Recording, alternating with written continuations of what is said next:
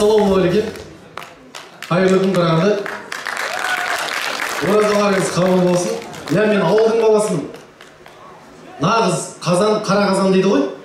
Мен де нағыз Қаратал деген ауылдың, Шабанбай би ауылының нағыз қара домалақ баласымын. Енді бәріміз ауылдан шықтық қой.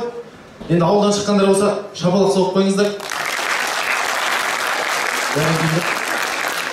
Сіз неге соқпайсыз? Сіз де ауылдан шықтыңыз ғой.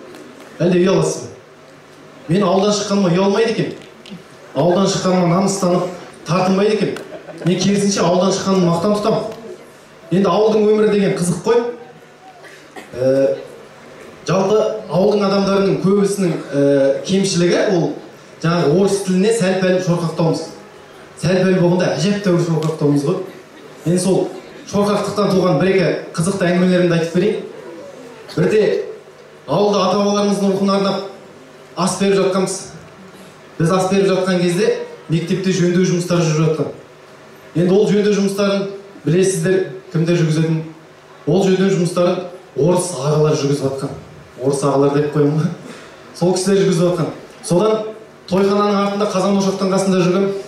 Тойханадан бір ағам атып шықты да, "Бедір бұл отыш мешінен кеттік" деді. Енді ши болсын ғой. Отырдым да үй жақтарға кетіп бара жатқанбыз. Жолда мектепке жөндеу жұмыстарын жүргізетін орыс кетіп бара жатыр жаңағы.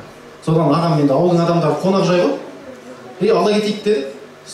Мен де қонақ жайлығымды білдірейін деп жаңағы алдынан орын беріп, артына отырдым. Енді мектепке дейін бір 3-4 минуттық жер. Содан ағамда үн жоқ, менде де үн жоқ. Ана орыс ағаның іші пысты ғой деймін. Әлде бізбен әңгімелескісі келді ма? Ана кісі тұрып та, "Что за мероприятие у вас?" деді ағама. Ағам жаңағы дан еттен артық ештеңе білмейді. Маған қарады, "Айтшы" деді. Енді мен де жаңағы дан еттен артық ештеңе білмеймін ғой. Содан ойландым енді. Ас берудің орысшасы қалай? Ой, білмейсің ғой. Кинодан көргенім бар, анадан көргенім бар, мынадан көргенім бар, сөйттім да былай дедім.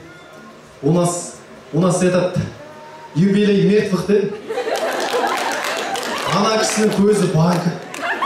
Білдім енді, түсінбеген. Қайда түрі суып кеткен. Содан қой, қателігімнің орнын толтырайын дедім да, у нас этот воспоминание дедов и прадедов деді. Содан түсінді ғой деймін. Ағайын екеуміз мектепке апарып тастаған бетте жаңағы мәшінеден түсті бездік. Содан сондай қызықты жағдай болған. Тағы да бірде осы қалаға ең алғаш келген кезім Евгений Арыстанұлы Бөкетов атындағы Қарағанды университетінде оқығам. Оқығандар болса шапалақтап қойсаңыздар. Я сол каргуда мен де оқығам. Енді қалаға ең алғаш келген кезім қаланың көшелерін, маршруткаларын білмеймін. Сөйттім де автобустан түсіп, әпкеме хабарластым. "Алло, әпке, мен келдім, қайда барайын" дедім. Әпкем тұрып та, "Магдаққа кел, үйге ауыстықтағы" дедім. Тастай салдым. Сондайсың ғой, сөйлеспейсің көп. Содан енді тап үйге ауыстықтағы Магдақты. Үйге ауыстық қайсысы, Магдақ қайсысы? Мен екеуі бір ғимарат деп жүрмін ғой. Сөйтсем үйге ауыстық бір көше екен. Магдақ бір тамақтанатын орын екен ғой. Содан енді түрі қазақ дегендерді іздеп жүрмін ғой маңайда. Өзіме жақын. Содан бір кісіге бардым да, "Үйге ауыстықтағы Магдақ деп жүрсіз ба" деді. Ана кісі қарап тұрып, "Что?" деді. Ой, орысша сұрау келді ана кісі. Тұрдым да, "Где Магдақ на юго-востоке?" деді. Ана кісі, "Да, на юго-востоке" деді. "Да, где Магдақ юго-востоке?" "Да, на юго-востоке." "Нет, где Магдақ на юго-востоке?" Ана кісі, "Мен жындым ба, ана кісі жындым ба, қой."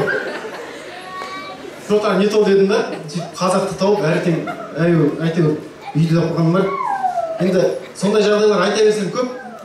Жаңағы Бөкетов атындағы Қарағанды университетінде оқыдым дедім ғой. Сол 8-ші корпуста философия және психология факультетінде мәдени тынық жұмысы мамандығында оқыдым. Енді рахмет. Енді бірінші курс білесіздер, ауылдан келгендерге қиын. Орыс тілі деген жаңағы, шет тілі деген. Апай ауылдағы көкелеріміз деді ғой. Содан бізде салт дәстүрлер туралы сабақ болатын. Одан беретін апай тек қана орысша сөйлейтін. Содан сабақ басталды. Салт дәстүрлер туралы сұрақ қойып жатыр. Ауылдың баласысың ғой, білесің ғой. Салт дәстүрлер туралы жаңа орысша сұрақ қойып жатыр. Қаладағылар айта алмай тұр, ешкім жауап берген жоқ.